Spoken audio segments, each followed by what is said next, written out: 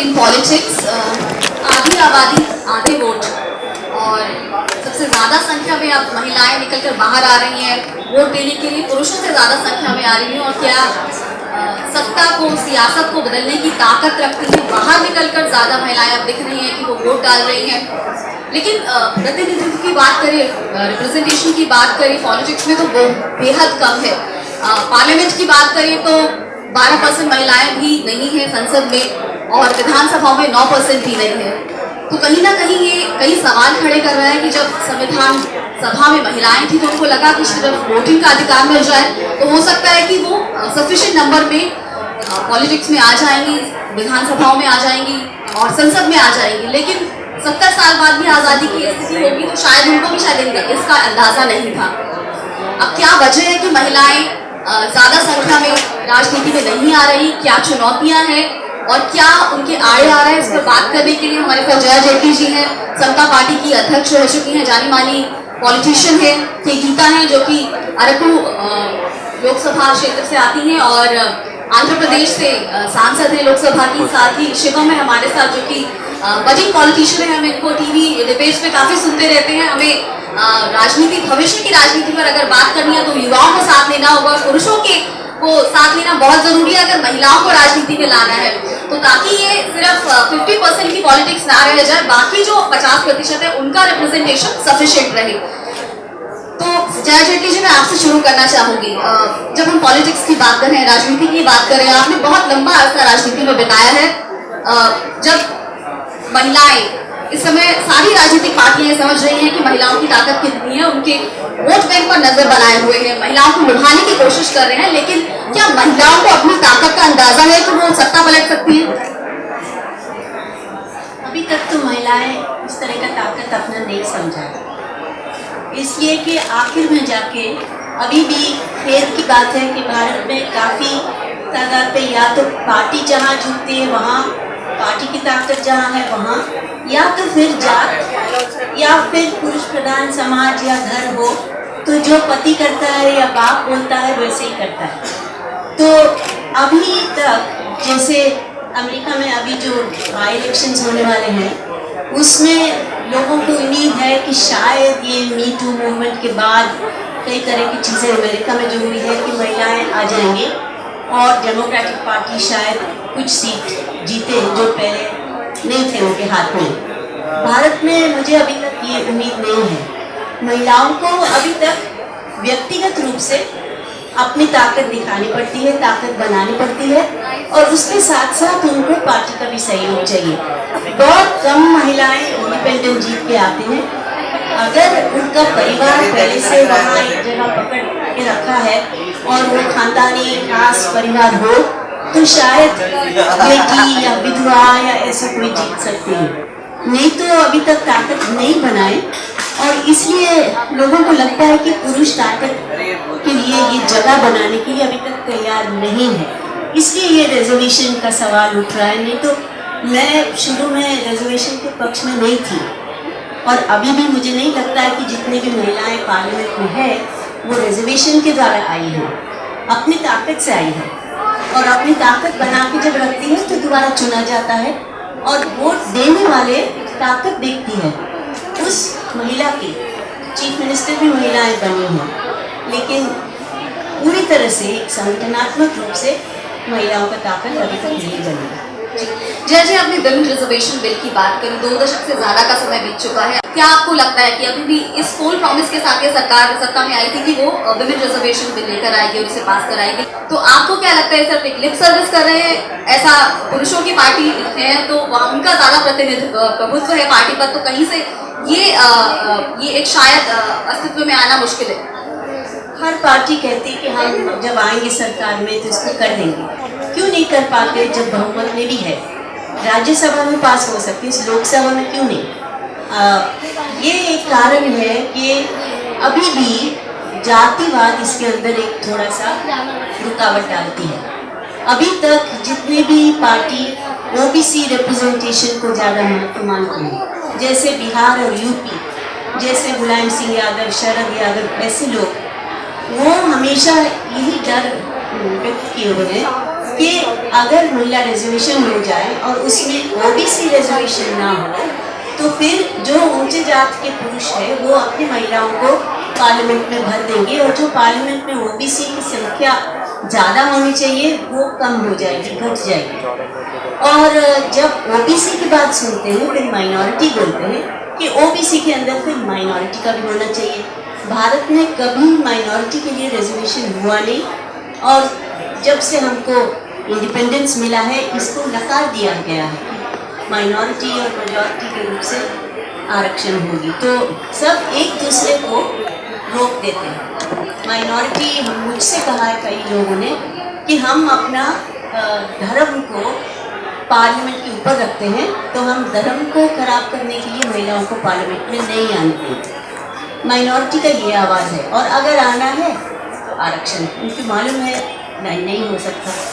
OBC यही कहते हैं तो ओबीसी जो संख्या है बहुमत वाली पार्टी में उनके ऊपर से ये दबाव। आयरनी ये है कि जो महिलाएं हैं वो किसी भी कास्ट से, किसी भी ट्राइब से सबसे ज़्यादा उनका रिप्रेजेंटेशन होना चाहिए। आधी आबादी है, वो 50% पॉपुलेशन है, वोटर्स भी उससे बड़ी संख्या में है वो, लेकिन रिप्रेजेंटेशन नहीं मिल रहा। बाकी सबको मिल रहा है, महिलाओं को नहीं मिल रहा। जन जागृति पार्टी की प्रेसिडेंट और आंध्र प्रदेश से सांसद के गीता जी हमारे साथ हैं। जब रिजर्वेशन विद इन रिजर्वेशन की बात करते हैं तो हम संसद और विधानसभाओं की अगर बात करें तो आपको क्या लगता है कितनी संख्या में वो अपनी महिलाओं को भेजते हैं रिजर्व सीट्स पर? Thank you, Purnima. And first of all, when you asked about the women reservation, I have a different view about it. The thing is, we are occupying 50% on this planet Earth, all women. And the political parties, if there is a political will to give a reservation, it need not be a reservation at all. By consensus, they can give 50% or 33% of the seats to women. But it's not happening in the real sense. Every political party talks about women, says that women empowerment should be there, talks about all possible things for women because 50% of the votes women have. I feel it is only an eyewash for all of us, and we will have to, there is no organized movement for the women in the entire history of India till the present date. I always feel so many women organizations are there. They don't work with the political organizations. Unfortunately, women organizations feel that we only have to fight women rights. To fight women rights, there need to be a strong political will. Again, it's like the chicken and egg situation. Which is first? So, when there is an SC/ST Act that has been little diluted by the Supreme Court, the entire India was on fire. Why was it? Because there was an organized movement. Even today, why is the women reservation bill not passed? The only answer is we are not organized.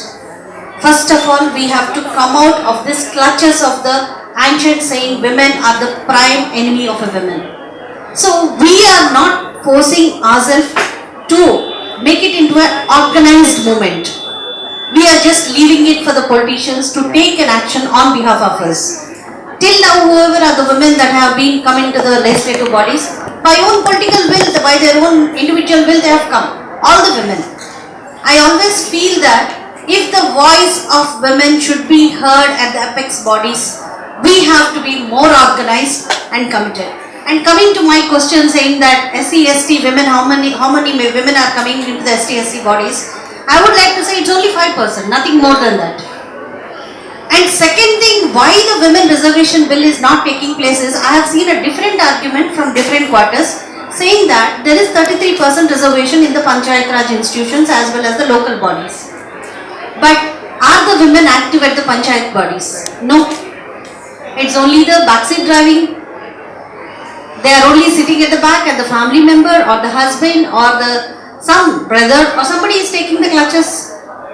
So women are not able to actually sustain their place properly, and that is the reason why we are not able to actually take women into politics.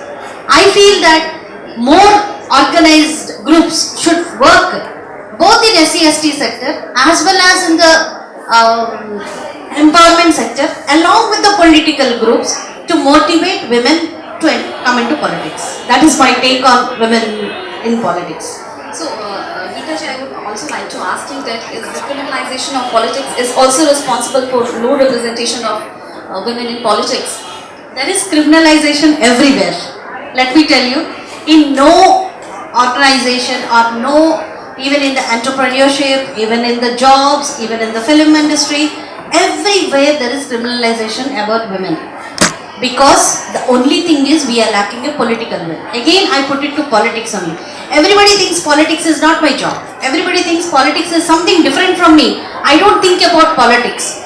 That first concept should be changed, because politics is a guiding spirit right from birth to the death. Even in educational institutions, children should be taught the importance of a vote and the importance of politics. Because legislature is a very important body of the entire government, which actually guides your laws right from birth to death. So I feel that criminalization, yes, I do agree. There is a lot of negativity, there is a lot of mudslinging, there is a lot of character assassination. All these things are there in politics. But these things don't affect a strong women. All of us, we face all these things in the day-to-day life. If I have to see my Facebook every day, I will definitely be demoralized. I will feel bad because there are a lot of comments on it, unnecessary comments. Somebody will tell you have slow floated a party. Do you think that you can win an election? Do you think that you can win your own seat? They will be talking all this. You know, this is all demoralization.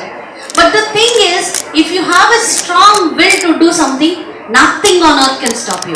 Because even our Indira Gandhi said, our India is a nation of Sri Shakti. Shakti.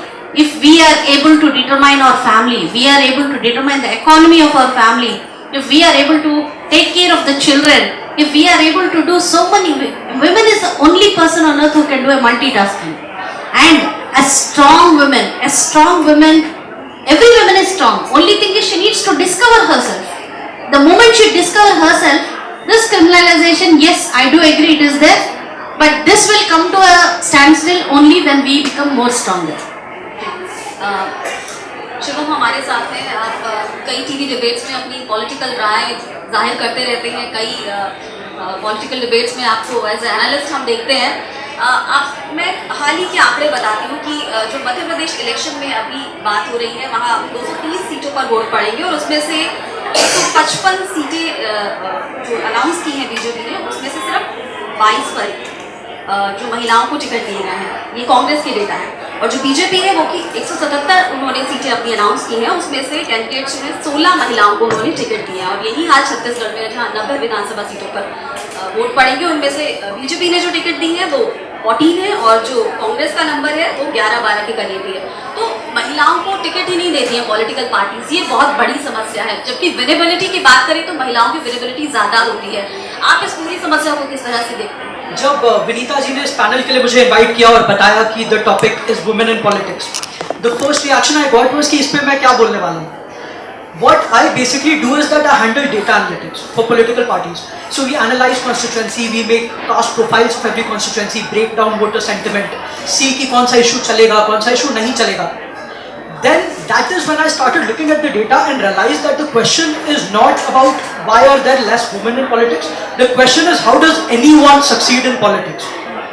आज के date में जो politics है उसमें घुसने के दो ही तरीके हैं। या तो लोग एक आंदोलन के जरिए घुसते हैं कि बहुत बड़ा मूवमेंट हो गया, SC/ST एक्ट पे मूवमेंट हो गया, पट्टीदार आंदोलन हो गया, कहीं सवर्णों का आंदोलन चल रहा है, इमरजेंसी हुई थी तो इमरजेंसी के विरोध में एक बहुत बड़ा आंदोलन हुआ था। काफ़ी स्टेट का आप अगर लीडरशिप देखिएगा तो वो लोग इन आंदोलनों से निकल के आते हैं। जो दूसरा तरीका है कि लोग पॉलिटिक्स में आए हैं वो ये है that they became close to some existing politicians, they became close to some existing parties, उस स्ट्रक्चर में घुसे, उसमें काम करते गए, एक क्लीक बन गया, उस क्लीक ने अपने लोगों को प्रमोट किया एंड उसके बाद फिर वो आज के डेट में खुद पॉलिटिशियन बने। इन दोनों सिनेरियो में विमेन आर डिसएडवांटेज। होता क्या है कि अगर आंदोलन की जहाँ तक बात आती है, आंदोलन इस देश में कास्ट पे हुआ है, आंदोलन अगर इमरजेंसी में हुआ है तो जेल भरो आंदोलन टाइप के आंदोलन हुए हैं, जहाँ पे एक अलग टाइप का अग्रेशन चाहिए आपको। बेसिकली जितना बड़ा और लाउड वॉइस आप हो सकते हैं, अगर आपने गाड़ी जला दी तो अच्छी बात है, अगर आपने बस जला दिया तो और अच्छी बात है, because it is better visual for the camera. पहला ये है। दूसरा, जहाँ तक क्लीक की बात आती है तो cliques within politics that exist, जो फैसला करते हैं कि टिकट किसको मिलना है, टिकट किसका कटना है, वो cliques are basically male to be. So what ends up happening is कि वो लोग अपने दोस्तों को प्रमोट कर रहे हैं, वो लोग अपने रिश्तेदारों को प्रमोट कर रहे हैं. तो women who are from political parties still have a voice जब टिकट डिस्ट्रीब्यूशन का समय आ रहा है. बट जब टिकट डिस्ट्रीब्यूशन का समय नहीं है तो मतलब वुमेन का मतलब एक तो कोई वॉइस नहीं है, because they are not sitting and drinking chai at the same dukan. वो लोग सेम जगह पे जाके बीड़ी नहीं फूक रहे हैं जहाँ पे पार्टी के कार्यकर्ता बैठे हुए हैं. ये सारी चीजें पॉलिटिक्स में एक बहुत बड़ा डिसएडवांटेज है. इसको कैसे हटाया जाए, इसके लिए ये बहुत जरूरी बात है कि जो वुमेन ऑलरेडी है पॉलिटिक्स में, they realise that it is their responsibility to get more women into politics. It will have to be a formal structure जहाँ पे महिलाएं मिले, महिलाएं अपने मुद्दों की बात करें. आज के डेट में देश में बहुत बड़ी बड़ी महिलाओं के मुद्दे हैं, but they are not political issues. All of them have remained social issues. जैसा कि गीता जी ने भी कहा, जया जी ने भी कहा कि सोशल इशू तो है, बट उसके ऊपर क्या आज के डेट में वोट पड़ रहा है? हम लोग का जो अपना एनालिसिस है, what we give, we calculate something called the household divergence of votes. Basically एक मेट्रिक है जो कि देखता है कि घर के अंदर जो फैमिली मेंबर्स हैं वो क्या अलग अलग पार्टीज को वोट डाल रहे हैं या नहीं. कहीं कहीं नॉर्थ ईस्ट में जैसे अभी त्रिपुरा का चुनाव हुआ, तो त्रिपुरा में भी रियलाइज कि नहीं, घर के अंदर भी वोट में डिस्ट्रीब्यूशन है, but the breakdown was between the old voters and the youth. Women अलग वोट कर रही हूँ अपने परिवार से और अपने घर से. ये एटलीस्ट साउथ इंडिया में तो मैंने काम किया नहीं है तो मैं नहीं बता पाऊंगा, बट नॉर्थ इंडिया में जहां पे हमने काम किया है ये अभी तक तो देखने को नहीं मिला है. They usually vote along their family lines, they vote along their caste lines, and पूरे परिवार का वोट थोक में साथ में पड़ता है. तो इस सिनारियो में वुमेन वोट कैसे बने, एक वुमेन वोट बैंक कैसे बने, जैसे कि पूर्णिमा जी ने वुमेन वोट बैंक की बात की थी. वुमेन वोट बैंक नहीं है इस देश में. वोट बैंक वो होता है जो कि साथ में वोट डाले. वुमेन वोट आपका अगर कास्ट के आधार पे बढ़ रहा है, रिलीजन के आधार पे बढ़ रहा है, बाकी मुद्दों के आधार पे बढ़ रहा है, तो वोट बैंक नहीं कहलाया जा सकता है. तो जया जी, मैं आपसे जानना चाहूंगी कि जिस तरह से शिवम ने बहुत अच्छा पॉइंट बताया कि वोट बैंक नहीं बढ़े, कहीं ना कहीं महिलाएं उतनी संगठित नहीं हो पाई कि वो अपनी आवाज को इतना बुलंद रख सके कि हमें प्रतिनिधित्व चाहिए. ये होगा या डू और डाई? मैंने बहुत अलग अलग परिस्थितियाँ देखी हैं. हिमाचल प्रदेश में महिलाओं ने बूढ़ी से लेके नौजवान लड़कियाँ सब लोग शराब विरोधी आंदोलन चाहते थे, क्योंकि वहाँ शराब के छोटे छोटे दुकान खेतों के पास मेन रोड पे बच्चियाँ कॉलेज जा रहे हैं, स्कूल जा रहे हैं, बस में चढ़ते समय लोग शराब पी के बस में छेड़ते हैं, ऐसा कुछ. या फिर गांव में भी लोग आके फिर औरतों को मारते हैं शराब पी के. तो क्या हुआ, ये काफ़ी साल की बात है, महिलाओं ने ऐसे तय किया कि पुरुष हमको इसके खिलाफ बाहर जाके लड़ने नहीं देंगे, तो हम एक महिला मेला करके, एक अपने लिए एक मेला जिसमें खूबसूरती से सज धज के निकले और झंडियाँ लगाए और बाहर आए और पूरी तरह से मंच बना के एक पर एक बूढ़ी से बूढ़ी औरत आके मंच पे बात किया, भाषण दिया शराब विरोध में. लेकिन कोई उनको सुन नहीं पाए, क्योंकि शराब का ठेका लगाने से लोगों को पैसा मिलता है, एक्साइज बहुत मिलता है. आज गांधी जी ने एक बार कहा था कि अंग्रेज़ों की तरफ से वो लोग अंग्रेज़ी शराब सबको पिलाना सिखाया, और कहते हैं जो भी सरकार, और जो अभी भी ये हालत है, लोगों को शराबी बनकर पैसा लेकर प्राप्त होके एक्साइज के नाले फ्लाईओवर्स बनाते हैं और उसको विकास कहते हैं. क्या विकास है जो इंसान को ख़त्म करता है? ये बात महिलाएं अभी भी, रेप क्यों हो रहा है, गांव गांव में महिलाएं रोते हैं कि पुरुष शराब पी के आके हमको हमारी पिटाई करते हैं. कई सारे आंदोलन चलते हैं. तो अभी नीतीश कुमार ने क्या किया, इसका एक मैसेज उनको मिल गया और बिहार में शराब को बंद कर दिया. लाखों लोग जेल में पड़े हैं, मीडिया सब नाराज़ है, कोई भी नहीं इससे खुश है, लेकिन महिलाएं नीतीश कुमार को शायद इस बार देंगे. तो ये धीरे धीरे से बनता है इसकी आवाज़. लेकिन पार्टी के अंदर मैं 30 साल रही, अलग मतलब एक ही पार्टी समाजवादियों का, लेकिन अलग अलग गठबंधन बना के, कभी नाम बदल के. उसमें मैंने देखा पार्टी में कोई महत्वपूर्ण पद में आपको नहीं बिठाएंगे, जो कौन किसके लिए टिकट जाना है, महिला के नाम आप लेंगे तो बोलेंगे नहीं वो तो हार जाएगी, अगर उनका चुनाव लंबा चल गया तो नहीं उनको पैसा नहीं देना है, ये सब. दूसरी बात है, महिला सेल बनाएंगे जो एक बच्चों की नर्सरी जैसे हैं. बड़ा बड़ा तीन दिन का पार्टी सम्मेलन वर्षगांठ मनाने के लिए या कोई भी चीज़ बड़ा सम्मेलन होगा, उसमें महिलाओं के लिए अलग तंबू, जैसे कि बच्चे आप वहाँ जाके खेलो, अपनी बातें वहीं करो, तो वो पुरुष हमारी बात सुनने के लिए तैयार नहीं। चाहे हम कितने भी आंदोलन की बात करें, मजबूत बात करें, समाज बदलने की बात करें, महिलाओं के अधिकार के बारे में बात करें, पुरुष सुनने के लिए तैयार नहीं। वो अपने राजनीतिक पॉलिसीज और ये और वो इस पर बोलते रहेंगे और आखिर में प्लीनरी सेशन में हमें आपके सामने बिठाएंगे कि महिलाएं कितनी है हमारी पार्टी में। तो ये सब नकली नाटक अभी भी है। और अगर पार्टी, जैसे आपने कहा, पार्टियों में महिलाओं को शामिल करना चाहिए। टिकट छोड़िए, पार्लियामेंट छोड़िए, पहले महिलाओं को लाइए, साथ में बिठाइए। अपने सारे जो नेशनल एग्जीक्यूटिव बोर्ड है, नेशनल काउंसिल है, उसमें आप कम से कम 33% दीजिए। उसमें भी नहीं देंगे, एक दिखावा के लिए। और चाहे महिला अध्यक्ष हो पार्टी के या पुरुष, ये होता ही होता है। तो ये एक परेशानी से दूर होने के लिए महिलाओं की आवाज़ पार्टी में आनी चाहिए। बहुत सारे स्वयंसेवी संगठन की महिलाएं हैं जो आरक्षण मांगने के लिए सड़क पे आएंगे, लेकिन पार्टी के अंदर नहीं आएंगे और कहते हैं नहीं नहीं पार्टी बहुत गंदे है। ऐसे हम अपना घर साफ करते हैं, आप पार्टी के अंदर आके उसको साफ करिए। अकेली मैं बोलती रहूँ पार्टी के अंदर तो कोई नहीं सुनेगा। मैं क्यों अपनी आवाज़ इतनी जोर से उठाऊँ जब उठता ही नहीं है। कम से कम सुनो। ये अलग परिस्थितियाँ हैं जो बिल्कुल ही कॉमन है, चाहे पार्टी का कुछ भी कहे, आखिर में असलियत यही है।